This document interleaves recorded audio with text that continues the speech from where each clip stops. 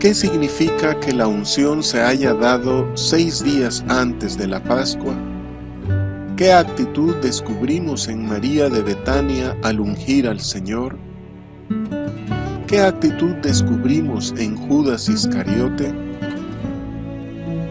¿Por qué el Señor dijo que había sido ungido para su muerte?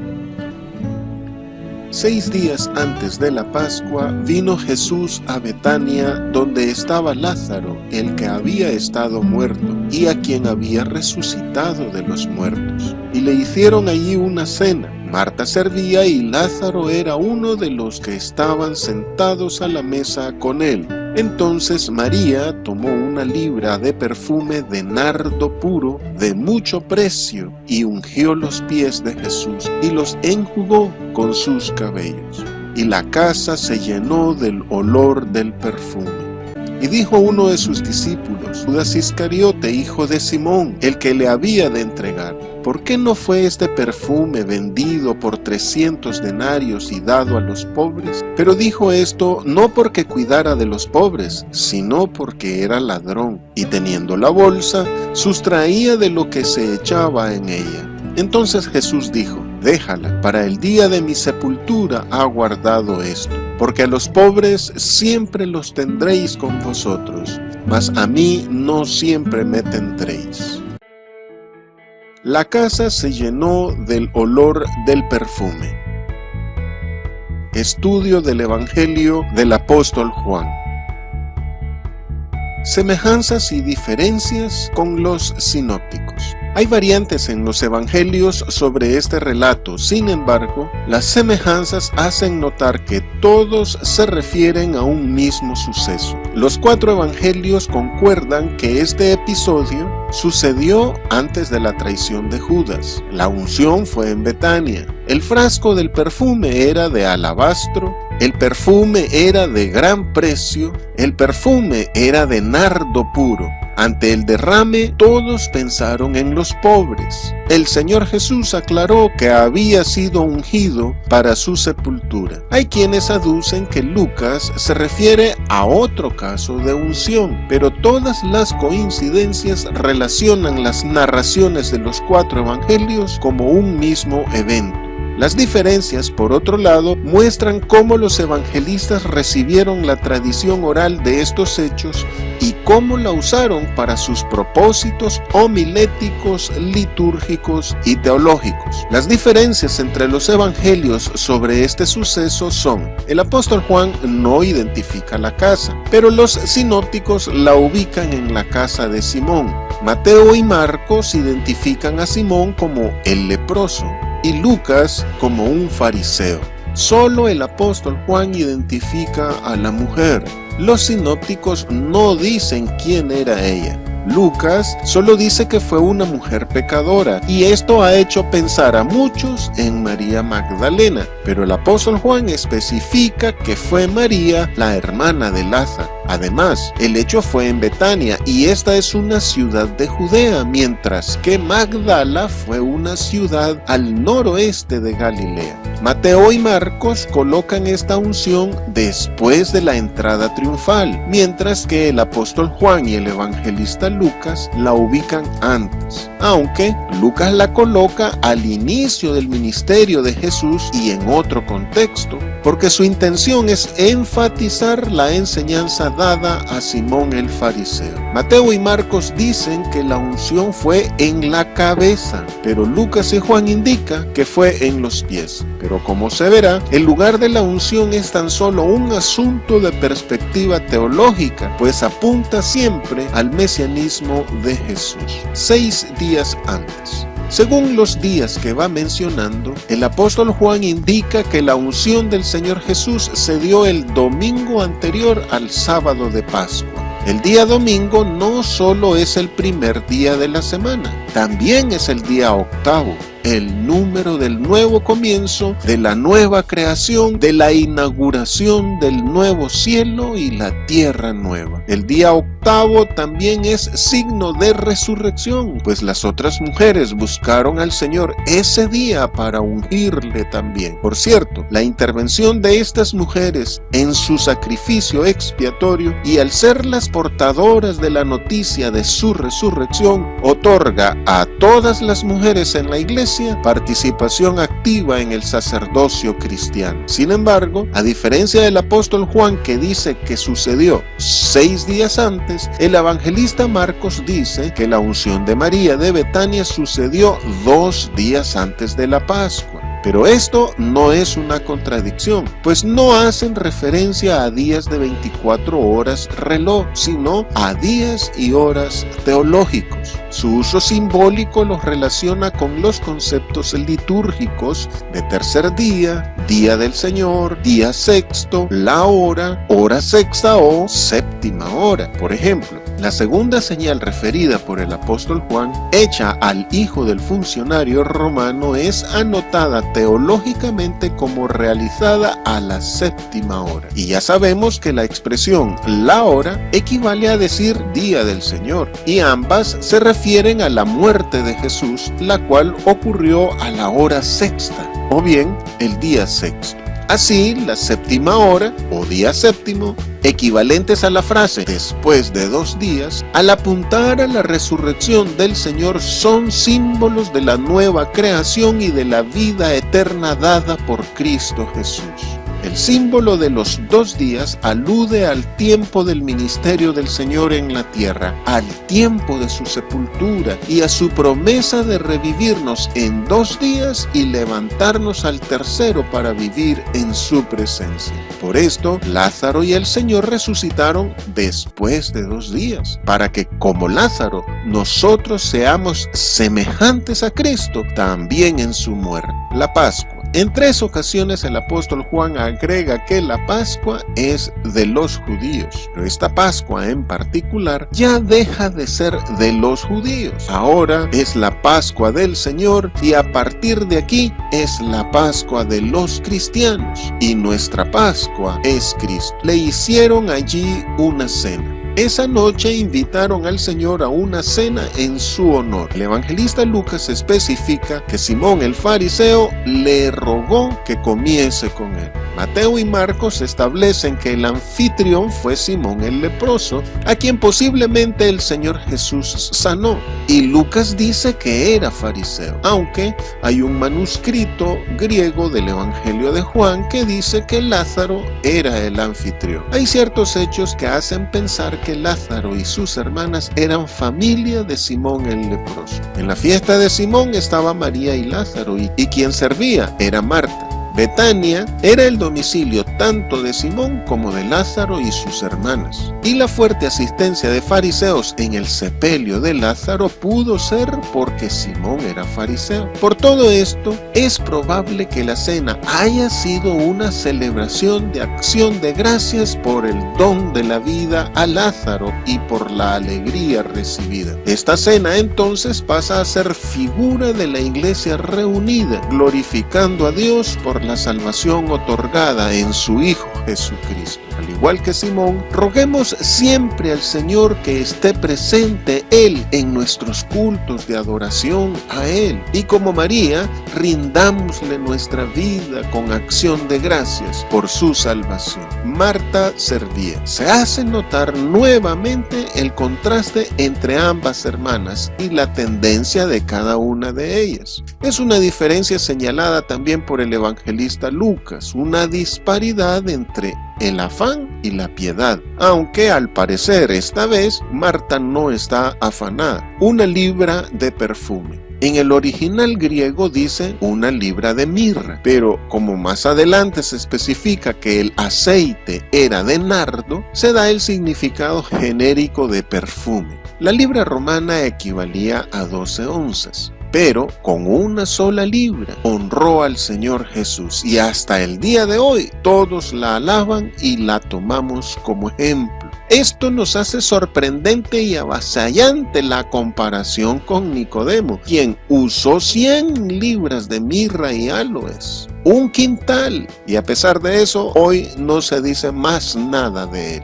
Esto nos recuerda también la ofrenda de la viuda y nos enseña que no es lo que se da ni cuánto se da, sino cómo se da. El nardo es una planta exótica originaria de la India. Su rareza más su procesamiento y gastos de importación convertían el perfume en un producto carísimo de 300 denarios, lo cual equivalía al salario anual de un jornalero. Normalmente los frascos almacenaban tan solo 1 onza de perfume, lo cual nos hace calcular el precio de 12 onzas en un precio muy considerable. El evangelista Marcos y el apóstol Juan especifican que no era un compuesto, sino que era puro, es decir, era una esencia no adulterada. Así que su calidad es incuestionable. Fue por la alta calidad del ungüento que la casa se llenó del olor del perfume. Todos estos detalles enfatizan la profunda devoción con la que María de Betania, figura de la iglesia, ungió al Señor. No solo reservó y usó lo mejor que tenía, sino que se entregó a sí misma. Más adelante, Judas Iscariote y todos los que él representa, llenos de maldad, argumentaron que era un despilfarro. Pero el misterio de esta unción oculta para Judas es que este perfume derramado no es despilfarro, sino la verdadera riqueza de los pobres en espíritu. Es la muestra de la abundancia mesiánica a favor de todos en el mundo en todas las épocas, pues era ungido para una muerte que significa vida y vida en abundancia. Ungió los pies de Jesús. Aquí se da el cumplimiento de Cantares 1:12. De esta manera, María de Betania representa a la iglesia, la esposa del Señor, en su relación íntima con Jesús. Pero la unción, ¿fue en los pies o en la cabeza? Una lectura combinada de los relatos sugiere que ambas cosas pudieron suceder una tras la otra. Después de ungir su cabeza, María se postró a los pies de Jesús. Juan Calvino no decía en, sino desde su cabeza hasta los pies. La unción fue en su cabeza para que llegara a todo su cuerpo, que es la iglesia, para ungirla como su pueblo santo que anunciaría sus virtudes. Y la unción fue en sus pies porque todo el cuerpo, que es su iglesia, ya está todo limpio por la palabra que Él nos ha hablado. Como para Mateo y Marcos, el Señor Jesús ya ha sido recibido como Rey en su entrada triunfal a Jerusalén, presentan la unción en su cabeza. Y como para Lucas y Juan, el Señor Jesús aún no ha sido reconocido como Rey, todavía está en su condición de siervo. Por eso la unción es en sus pies, porque el Señor Jesús como Mesías se caracteriza por el servir. La unción en su cabeza señala su reinado. La unción en sus pies señala a la humillación como el camino para la exaltación. Pero la unción, tanto en su cabeza como en sus pies, es para su sepultura, porque su muerte es expiatoria. Es una sepultura para el perdón de nuestros pecados, tal y como el Señor perdonó los pecados de María de Betania después de que ella lo ungió. Los enjugó con sus cabellos. El evangelista Lucas aclara diciendo que María de Betania, además de ungirle con el perfume, regó con lágrimas los pies de Jesús. Hay una correlación entre los cabellos de María de Betania, figura de la iglesia, y los pies del Señor. El apóstol Pablo indica que el cabello es señal de autoridad sobre su cabeza, tanto en el hombre como en la mujer. Sansón se rindió ante Dalila, pero María de Betania adoptó su posición de bajeza, rindiéndose por completo a los pies de Jesús, tal y como todos nosotros debemos hacer. Y al igual que ella, agradezcamos profunda e infinitamente su bondad en todo lo que el Señor Jesús ha hecho y hace por nosotros. También el Señor Jesús, al lavar los pies de sus discípulos, un acto impensable para el mundo, nos da el ejemplo para hacer lo mismo mismo con nuestros hermanos. Con su ejemplo nos enseña que Él no vino para ser servido, sino para servir y para dar su vida en rescate por muchos. Con el fortísimo respaldo moral de su conducta, estableció que en su reino es grande solamente aquel que nada hace por contienda ni por vanagloria, que es grande solamente el que con humildad considera a los demás como superiores a sí mismos, ni mira solo por lo suyo, sino también por lo de los otros. El Señor dijo que en su reino el mayor debe ser como el más joven, el que dirige como el que sirve, y que nadie busque sentarse a la mesa, sino el servir a los que están a la mesa. Este es el significado de los primeros serán postreros y los postreros serán primeros. Por eso, cualquiera que se ensalza será humillado, y el que se humilla será ensalzado. Al lavar los pies de sus discípulos, el Señor demostró que antes de morir en la cruz, Él ya había muerto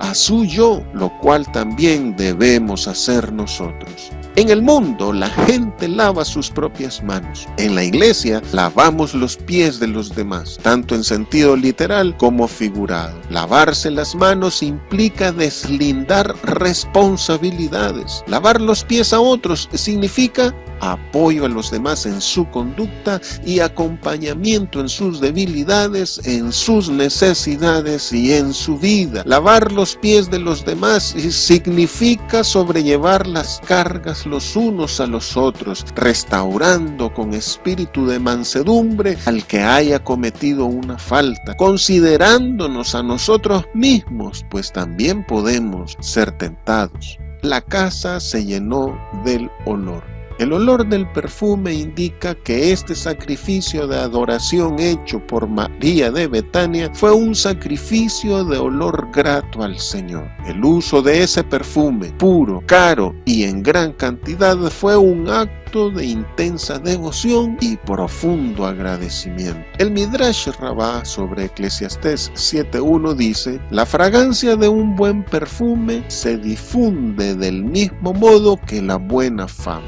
Y el Señor Jesús dijo que María de Betania siempre sería recordada por este su acto de amor y agradecimiento.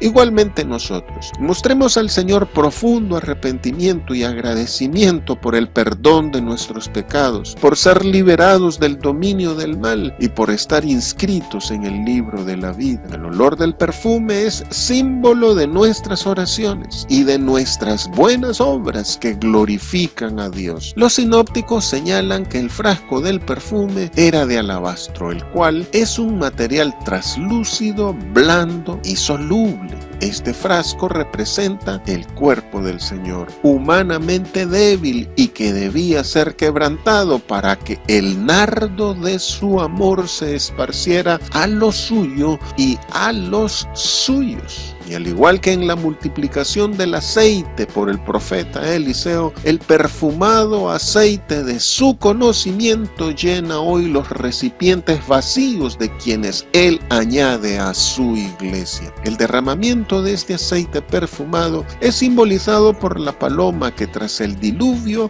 volvió con un ramito de olivo en su pico y fue anunciado por el profeta Zacarías. El Lázaro se había dicho: hiede ya, pero ahora el Señor le dio nueva vida. ¿Y de nosotros? ¿Qué se dice hoy? ¿Cómo huele la fe que hoy vivimos? ¿Es nuestra vida un perfume para el Señor? Procuremos que nuestra presencia y adoración sea un perfume que llene la casa del Señor, dado a los pobres. Según Mateo, no solo el Iscariote criticó a María de Betania, sino que también lo hicieron otros discípulos del Señor, pero parece que Judas los motivó. De paso, el evangelista Lucas indica que el fariseo Simón el leproso además le criticó no solo por dejarse perfumar, sino por la mujer que lo hacía. Ahora bien, el argumento de Judas de dar el dinero a los pobres fue tan solo una evasiva para enfrentar su realidad egoísta. Toda crítica debe ir acompañada de acciones. Si no, se vuelve una protesta inútil que proyecta nuestra propia deficiencia, la cual nos puede llevar a la traición. Al ponerle precio al perfume, Judas puso precio también a la persona y al amor de Cristo Jesús. Con esto, Judas se hace merecedor de la sentencia dada en Cantares 8:7. Las muchas aguas no podrán apagar el amor ni lo ahogarán los ríos. Si diese el hombre todos los bienes de su casa por este amor, de cierto lo menospreciaría. Judas es de los que consideran que todos tienen un precio, es de los que desvalorizan el amor porque a causa de su profundo egoísmo él no creía que existiera el amor desinteresado. Judas se ama solo a sí mismo, por eso no da nada por nadie, incluido Jesús. Judas no sabe amar, ni siquiera sabe qué es amar. Él solo sabe manipular a los demás para sacar provecho. Pero el egoísmo, la ambición y la codicia siempre resultan en recelo, conflicto y muerte. No puede ser de otra manera. A Judas no le interesaban las necesidades de los demás, ni siquiera las de Jesús. Era un pastor asalariado que trabajaba por dinero y no por amor. Aunque le ha visto sanar y multiplicar el pan, con su demagogia puso a Cristo en oposición a los pobres y disimuló su rechazo a Jesús con la excusa de dar limosna. Sus altas habilidades comerciales contrastan con sus bajos valores morales. Su avaricia, que busca el máximo beneficio, profundiza la pobreza que dice solventar. A diferencia de Judas, el verdadero creyente, tras dar gracias por lo que tiene, pone sus bienes en común. La verdadera riqueza se muestra dándonos a nosotros mismos. Por eso se dice que hay quienes que son tan pobres que lo único que pueden dar es dinero. El Señor Jesús nos pide que vivamos para los demás y nos enseña a amar hasta la muerte, a dar sin condiciones y sin precio, a sacrificarnos en favor de los demás. El Señor Jesús nos exhorta a librarnos de intereses mezquinos, de codicia y de ganancias deshonestas y a enfocarnos en el bienestar de los demás. Y para que sus palabras no suenen huecas ni se conviertan en utopía o en ilusiones vanas, Él anduvo haciendo bienes y sanando a todos los oprimidos por el diablo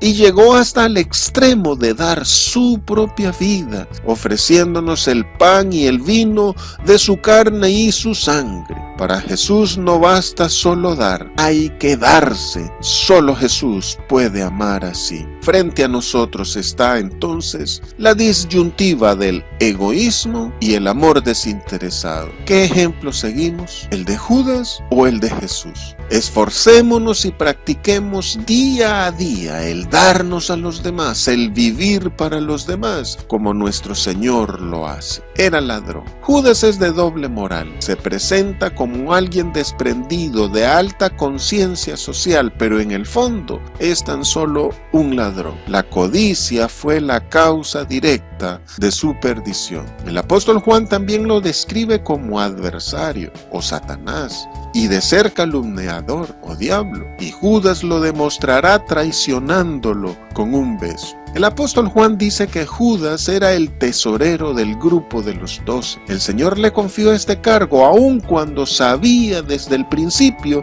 quiénes eran los que no creían y quién le había de entregar. El Señor le dio oportunidad de reivindicarse, pero Judas lo desaprovechó. Igual nosotros, tampoco somos dignos de confianza, pero Él siempre nos da oportunidades, hasta 70 veces 7. Exhortémonos pues los unos a los otros cada día, entre tanto que se dice hoy, para que ninguno de nosotros se endurezca por el engaño del pecado. Déjala. El evangelista Marcos y el apóstol Mateo dicen que Jesús pide que no sea molestada porque buena obra me ha hecho. Y agregan que el Señor Jesús señaló que María de Betania tendría un reconocimiento perpetuo de lo que había hecho. con su conducta ha honrado al Señor Jesús, y las buenas obras siguen a los que mueren en el Señor. Este simple gesto hará que ella sea reconocida siempre, porque el bien que se hace en privado, el Señor lo recompensa en público. Siendo María de Betania figura de la iglesia, cada vez que hacemos algo bueno por nuestro prójimo, lo hacemos al Señor, y como ella, quedamos vinculados por los siglos al Señor Jesús. Judas es recordado por su amor al dinero, María por su amor al Señor Jesús. ¿Y nosotros qué actitud tenemos frente a Cristo Jesús? ¿La de Judas Iscariote o la de María de Betania? Para el día de mi sepultura. Pedro intentó decirle a Jesús lo que debía hacer. Judas criticó a Jesús por lo que hacía. Pero María de Betania dejó al Salvador hacer algo por ella. El Evangelio no solo es hacer algo por el Señor, también es gloriarnos y agradecer por lo que el Señor hace por nosotros. Dejémonos amar por Jesús. El ambiente festivo de una cena en honor al Señor se volvió tenso por las críticas al homenajeado. Se perdió de vista la razón de la celebración, y el Señor Jesús hizo notar que no le dieron agua para sus pies ni aceite para su cabello, y que no lo saludaron con un beso. Pero María de Betania, sin saberlo, hizo una unción en vida para el que había de morir por nuestros pecados, y como figura de la iglesia también hizo una unción para el subsiguiente sacerdocio y reinado de Jesús cuando se levantare de entre los muertos. Así, la unción de María de Betania es una celebración anticipada de la victoria sobre la muerte, tanto la de Jesús como la de todos los que creemos en Él. Así, en su entrada triunfal en Jerusalén, el Señor Jesús no se dirige al vacío de la muerte, sino a su victoria sobre la muerte. Pobres siempre tendréis. El Señor repite aquí el mandato dado en Deuteronomio 15:11, y el evangelista Marcos agrega: cuando queráis les podréis hacer el bien, pero a mí no siempre me tendréis. Era una enseñanza rabínica que el enterrar a los muertos se consideraba como una obra de justicia y de misericordia mayor que la de dar limosna a los necesitados. Pero aquí el Señor Jesús nos enseña que el bien que queramos hacer a las personas es mejor hacérselas en vida, en vez de llevarles ofrendas a la tumba. José de Arimatea, Nicodemo y otras mujeres atendieron a Jesús ya estando muerto. Pero María de Betania, motivada por un profundo amor ágape, le ofreció ese sencillo gesto en vida. La muerte de Jesús está cercana, es inminente. Pronto no habrá posibilidad de colmarle de bondades y bienes. En las próximas horas, manos duras le golpearán y matarán. Es bueno entonces una mano delicada que unja su cuerpo antes de esa ruda batalla, donde uno de sus discípulos le traicionará, otro le negará y el resto le abandonará. Es bueno servir a los pobres, pero no debemos olvidarnos que toda buena obra debe ser hecha en Dios y durante los demás estén vivos. Debemos manejar el criterio que primero es la fe en Cristo para que las buenas obras sirvan para demostrar nuestra fe en Jesús. Solo amando a Jesús podemos amar a los pobres y necesitados de mejor manera y con verdadero amor, no solo con bienes materiales, sino también dándonos a nosotros mismos. Esta es la diferencia entre la limosna y el dar con amor.